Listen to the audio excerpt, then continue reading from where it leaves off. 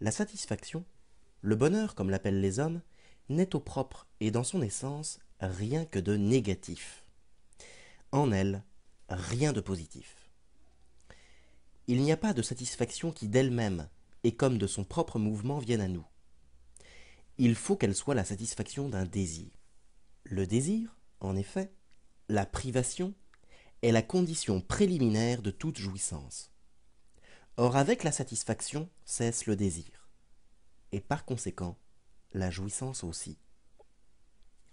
Or, c'est une entreprise difficile d'obtenir, de conquérir un bien quelconque. Et la conquête une fois faite, l'objet atteint, qu'a-t-on gagné? Rien assurément, que de s'être délivré de quelque souffrance, de quelque désir, d'être revenu à l'état où l'on se trouvait avant l'apparition de ce désir. Le manque, la privation, la douleur, voilà la chose positive, et qui sans intermédiaire s'offre à nous. Telle est encore la raison qui nous rend si douce la mémoire des malheurs surmontés par nous. Besoin, maladie, privation, etc. C'est en effet notre seul moyen de jouir des biens présents.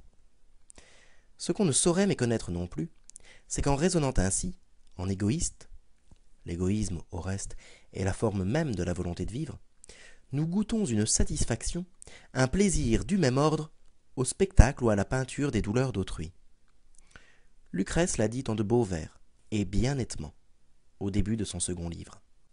Il est doux, quand la mer est forte, quand les vents agitent l'onde, d'assister du rivage aux efforts des marins.